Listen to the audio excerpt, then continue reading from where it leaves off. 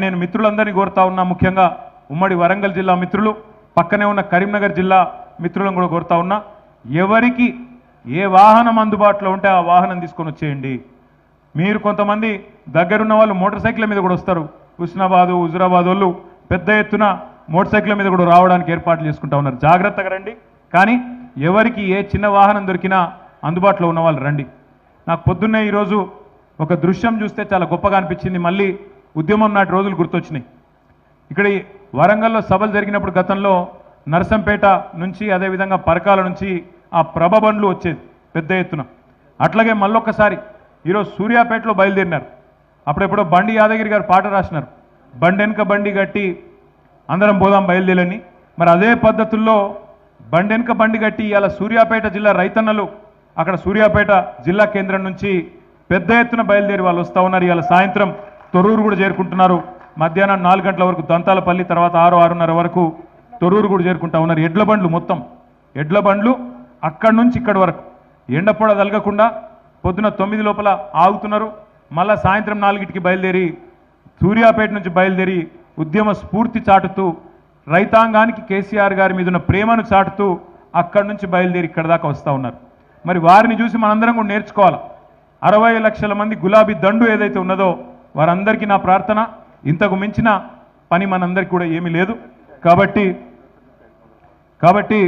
మరి అందరం కూడా బయలుదేరుద్దాం. దయాకర్రావు గారు చెప్తున్నారు వర్ధనపేట నుంచి కూడా 500 ఎడ్ల బండ్లు బయలుదేరి రాబోతా ఉన్నాయని చెప్తున్నారు. కానీ ఆ ఎడ్ల బండ్లతో ట్రాఫిక్ జామ్ చేయకుండ్రి, 26 తారీఖే చేరుకుంటాడు చేయండి. ఎందుకంటే గతంలో కూడా ఎన్నో అనుభవాలు ఉన్నాయి.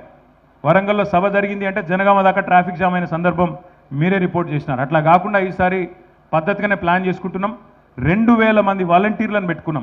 ఆ పిల్లలు కూడా ఇక్కడ ఉన్నారు, వాళ్ళ యూనిఫామ్లు వేసుకొని ఉన్నారు.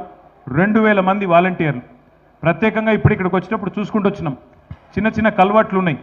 కాకతీయ కాలువ మీద కానీ కొన్ని చోట్ల వర్క్ నడుస్తున్నది. అక్కడ రోడ్డు నేరోగా ఉన్నది. అక్కడ ప్రత్యేకంగా వాళ్ళని డిప్లాయ్ చేద్దాం అనుకుంటా ఉన్నాం. అక్కడ 10 మంది చొప్పున ప్రతి చోట ఎక్కడికక్కడ అరేంజ్ చేసుకొని వాళ్ళు వచ్చిపోయే ట్రాఫిక్ మేనేజ్మెంట్ కూడా మరి ప్రభుత్వ వ్యవస్థ సహకరిస్తున్నది. ఇప్పటిదాకా పర్మిషన్ కూడా ఇచ్చినారు. వారు కూడా పోలీసు వాళ్ళు కూడా మరి ట్రాఫిక్ నియంత్రణ చేస్తారు. కానీ మా ఏర్పాట్లు కూడా మేము చేసుకుంటా ఉన్నాం. మేము కూడా 2000 మంది వాలంటీర్లను పెట్టుకొని వారిని కూడా మరి వినియోగించుకోబోతా ఉన్నామని చెప్పి తెలియజేస్తా ఉన్నాం. ఇది ఒక ఉత్కృష్టమైన సందర్భం. ఇట్లాంటి సందర్భాలు మళ్ళీ పార్టీ చరిత్రలో మళ్ళీ రావు. మళ్ళీ ఇంకో 25 ఏళ్లకు 50 ఏళ్ల పండుగ అప్పుడు మళ్ళీ గోల్డెన్ జూబ్లీ ఉంటుంది. కాబట్టి ఈ రాష్ట్రంలో ఉన్న ప్రతి గులాబీ సైనికుడు, ప్రతి కేసీఆర్ మరి దళంలోని సభ్యుడు అందరూ కూడా ఖచ్చితంగా ఇక్కడికి చేరుకునే విధంగా ఏ వాహనం అందుబాటులో ఉంటే ఆ వాహనం అందిపుచ్చుకొని మన నాయకుడు కేసీఆర్ గారికి అదేవిధంగా తెలంగాణ సమాజానికి ఒక కొత్త ఉత్సాహాన్ని ఇవ్వడానికి, జరుగుతున్న అరాచక పాలనను మరి ప్రశ్నించడానికి, వాళ్ళను ఖచ్చితంగా ఎదుర్కోవడానికి, ఎండగట్టడానికి, అదేవిధంగా బీజేపీ పార్టీ కూడా చేస్తున్న పన్నాగాలను గత 11-12 సంవత్సరాలుగా తెలంగాణకు చేస్తున్న అన్యాయాన్ని కూడా విడమర్చి చెప్పడానికి, అదేవిధంగా గ్రామానికి తిరిగి కేసీఆర్ గారి సందేశాన్ని చేరవేయడానికి మా వాళ్ళందరినీ కూడా కదిలి రావాలని విజ్ఞప్తి చేస్తూ ఉన్నాం. పెద్ద ఎత్తున ఈ కార్యక్రమానికి సహకరించిన మీడియాకు కూడా హృదయపూర్వకంగా ధన్యవాదాలు.